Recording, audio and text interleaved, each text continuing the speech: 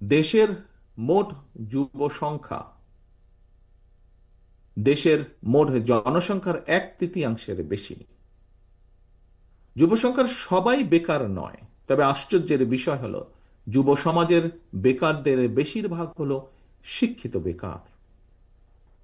ব্যক্তিগতভাবে আমি মনে করি, এবং আমার সাথে হয়তো অনেকেই আপনারা একমত হবেন, শিক্ষিত বেকার সৃষ্টির পেছনে নানা কারণের মধ্যে আমাদের বিদ্যমান শিক্ষা কারিকুলাম অন্যতম একটি কারণ। তবে অবশ্যই সময়ের সঙ্গে তাল মিলিয়ে শিক্ষা কারিকুলাম সংস্কার না করার জন্য রাজনীতি এবং রাষ্ট্র পরিচালনার সাথে যারা জড়িত আমি মনে করি আমরা কেউ বোধহয় এর দায় এড়াতে পারি না। এমন বাস্তবতায় কর্মমুখী শিক্ষা কারিকুলাম প্রণয়ন এবং বাস্তবায়নের জন্য বিএনপির উদ্যোগে এরই ভিতরে একটি বিশেষজ্ঞ টিম কাজ করছেন, যার ভিতরে আমাদের দলের সাথে সরাসরি সম্পৃক্ত আছেন এরকম সদস্য আছেন, আবার দলের সাথে সম্পৃক্ত নন, কিন্তু এই বিষয়ে যাদের অভিজ্ঞতা আছে, এক্সপার্টিজ আছে, এরকম মানুষও সেই টিমের মধ্যে কাজ করছেন।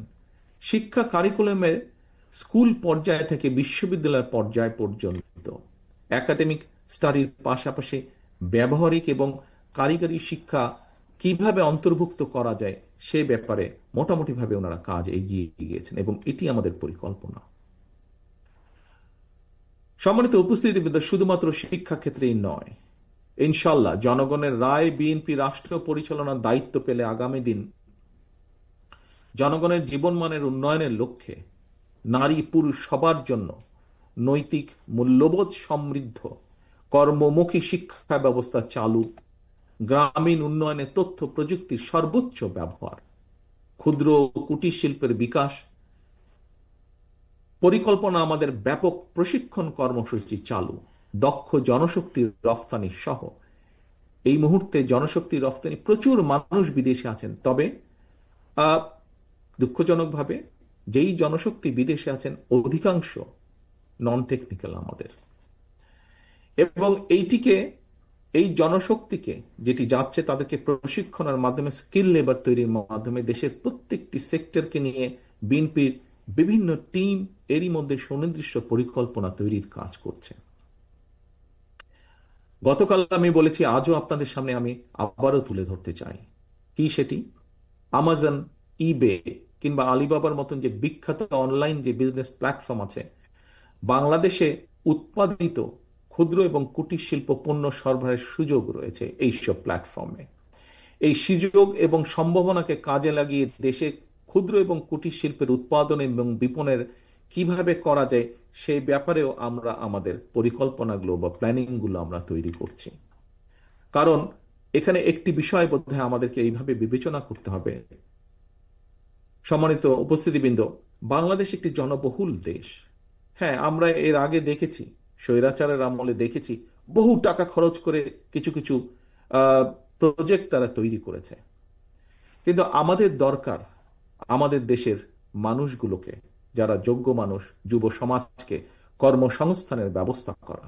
কাজেই বহু বড় একটি প্রকল্প করার চাইতে আমরা মনে করি যদি আমরা ছোট ছোট উদ্যোক্তা তৈরি করতে পারি, এন্টারপ্রেনার তৈরি করতে পারি, যারা ছোট ছোট কুটির শিল্প তৈরি করবেন, মাঝারি শিল্প তৈরি করবেন, যারা আবার বহু মানুষকে কর্মসংস্থানের ব্যবস্থা করে দেবেন, তাহলে দেশের যুব সমাজ সহ সমাজের বিভিন্ন মানুষের কর্মসংস্থান আমরা করতে পারবো। সেজন্যই আমরা এই পরিকল্পনাগুলো গ্রহণ করছি। সম্মানিত উপস্থিতিবৃন্দ, নারী কিংবা পুরুষ যারাই ব্যক্তি উদ্যোগ কিংবা গ্রুপ ভিত্তিক প্রচেষ্টায় ক্ষুদ্র এবং কুটির শিল্পের উৎপাদন অথবা উদ্যোক্তা তরুণ যুবকদের স্টার্ট আপ বিজনেস চালুর উদ্যোগ গ্রহণ করবেন, আমরা ইনশাল্লাহ সরকার গঠনে সক্ষম হলে এদেরকে আমরা রাষ্ট্রীয়ভাবে অর্থনৈতিক বা আর্থিক সহায়তা প্রদানের বিষয়টি কিভাবে করা যায় সে ব্যাপারেও আমরা কাজ করছি, আমাদের টিম এ ব্যাপারেও কাজ করছেন।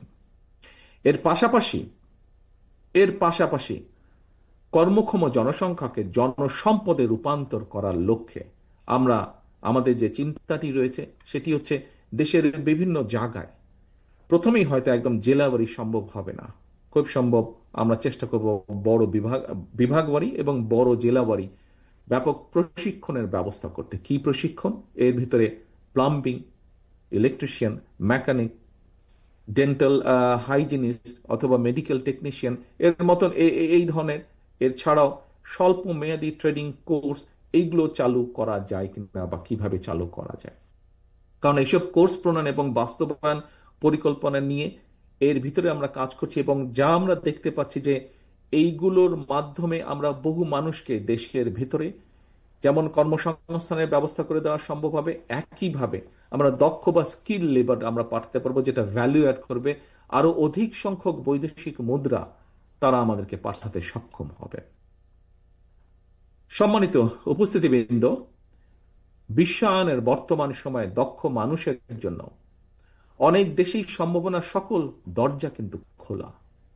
তবে এই সুযোগকে যদি আমাদের দেশের সন্তানদেরকে, আমাদের দেশের মানুষকে কাজে লাগাতে হয়, তাহলে ভাষা জানা থাকাটা খুব জরুরি প্রয়োজন।